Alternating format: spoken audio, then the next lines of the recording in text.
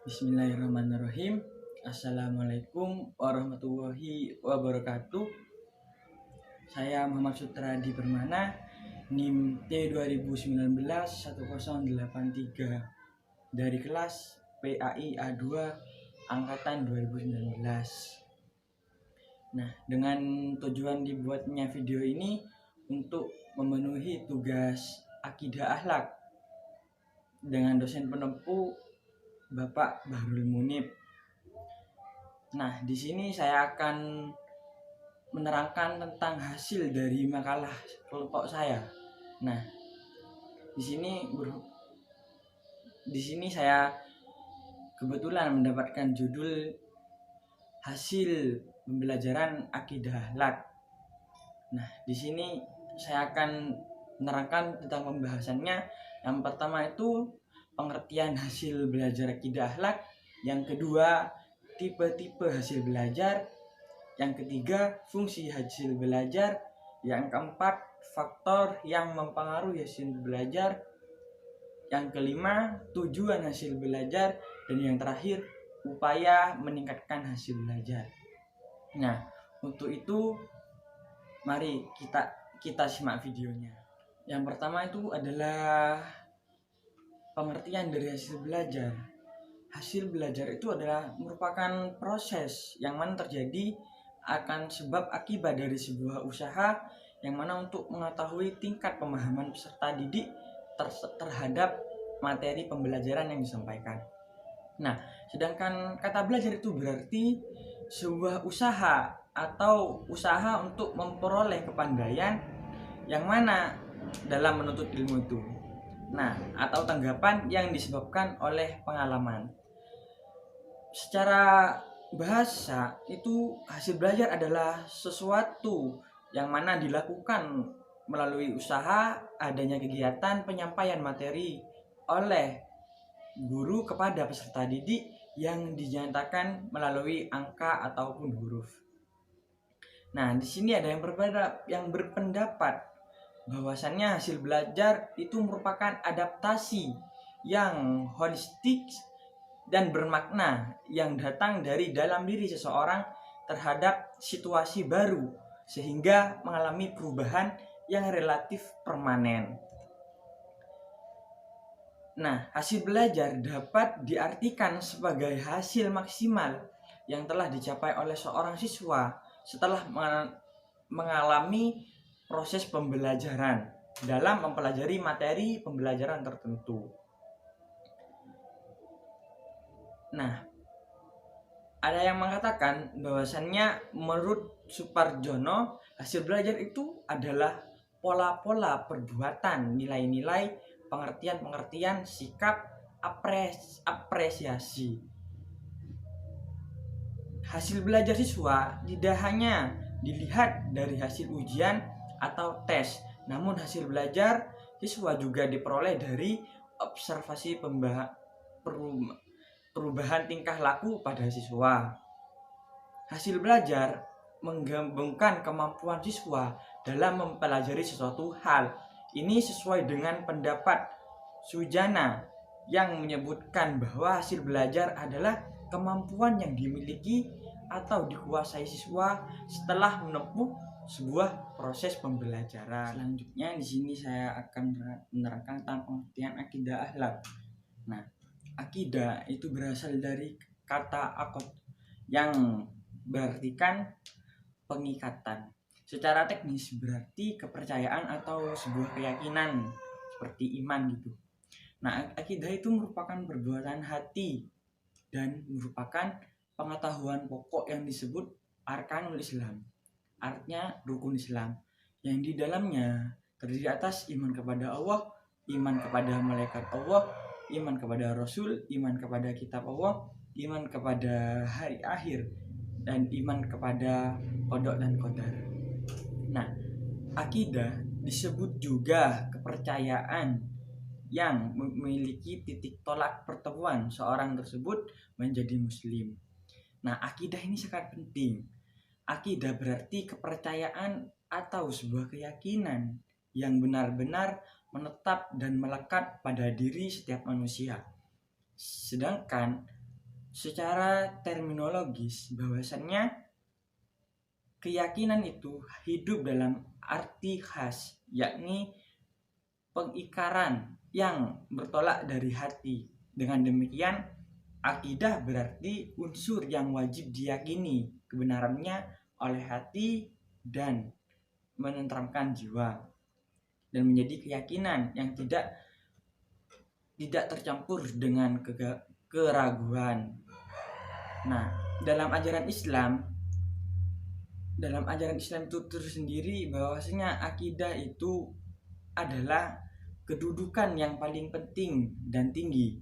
Apabila diibaratkan dalam sebuah bangunan, akidah itu menjadi pondasinya. Sedangkan ajaran Islam yang seperti ibadah dan perbuatan itu adalah susunan yang di atasnya. Dengan hal ini menunjukkan bahwa akidah adalah penopang dalam tegaknya sebuah bangunan tersebut. Terdapat firman Allah dalam surat Al-Kahfi ayat 110 yang menjelaskan bahwa akidah adalah sebuah landasan atas tegaknya suatu agama, yang artinya dalam melaksanakan sholat dan menunaikan zakat dan segala kebaikan yang kamu kerjakan untuk dirimu, kamu akan mendapatkan pahala di sisi Allah. Sungguh Allah Maha melihat apa yang kamu kerjakan. Nah, dari pengertian tersebut dapat kita pahami bahwa akidah itu merupakan perbuatan yang muncul dari dalam diri secara spontan atau secara tidak sengaja tanpa adanya rencana terlebih dahulu.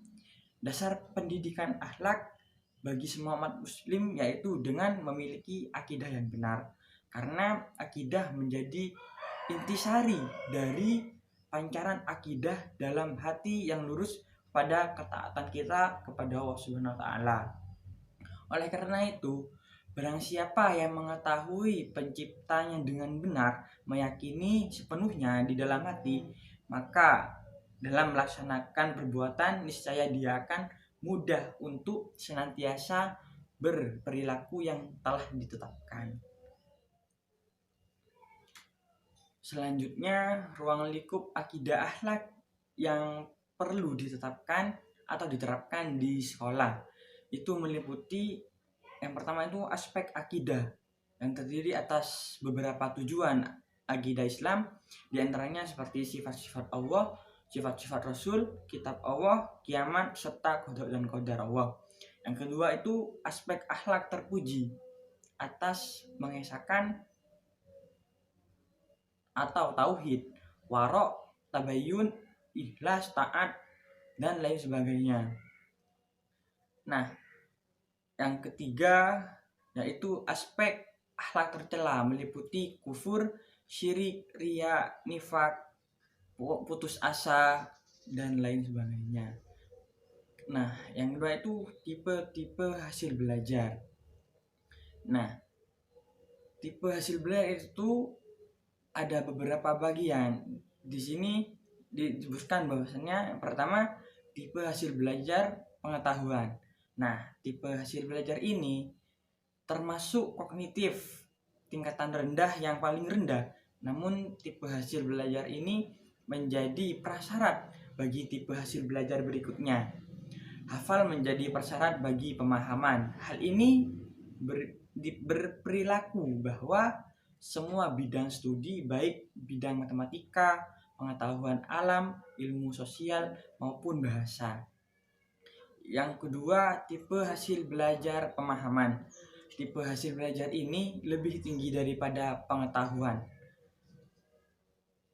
Misalnya, menjelaskan dengan susunan kalimat sendiri sesuatu yang dibaca atau didengarnya, memberi contoh lain dari yang telah dicontohkan, atau menggunakan petunjuk penerapan pada kasus lain, seperti itu.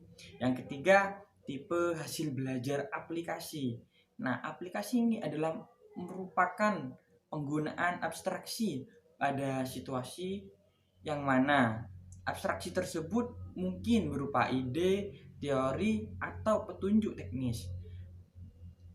Cara penerapannya itu abstraksi ke dalam situasi baru disebut aplikasi. Nah, pengulang-ulangan menerapkannya itu pada situasi lama atau beralih menjadi pengetahuan, hafalan, atau keterampilan. Yang keempat, hasil belajar analisis. Nah, analisis itu sendiri merupakan usaha memilih suatu integrasi menjadi unsur-unsur atau bagian-bagian sehingga jelas hakikatnya dan atas susunannya. Analisis ini merupakan kecakapan yang kompleks yang mana memanfaatkan kecakapan dari ketiga tipe sebelumnya.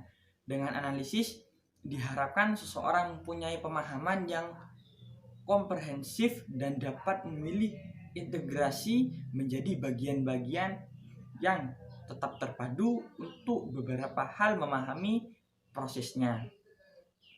Nah, yang kelima, tipe hasil belajar sintesis. Penyatuan unsur-unsur atau bagian-bagian ke dalam bentuk menyeluruh disebut sintesis. Dengan kata lain, berpikir berdasarkan pengetahuan hafalan, berpikir pemahaman, berpikir aplikasi, dan berpikir analisis dapat dipandang sebagai berpikir kognitif yang satu tidaknya lebih rendah daripada berpikir divergen. Yang keenam, hasil belajar evaluasi.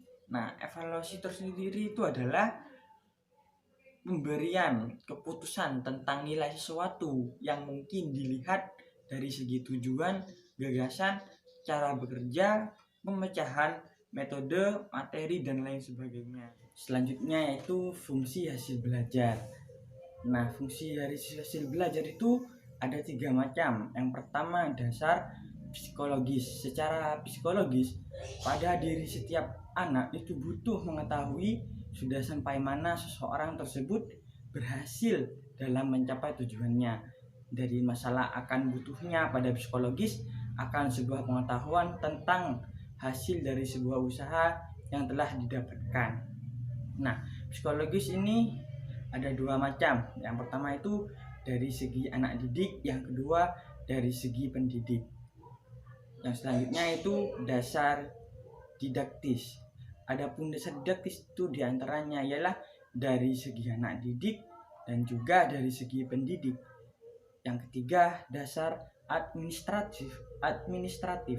Dengan mengetahui tercapai tidaknya tujuan pembelajaran, dapat diambil tidaknya perbaikan proses pembelajaran dan perbaikan siswa yang bersangkutan. Selanjutnya yaitu faktor yang mempengaruhi hasil belajar.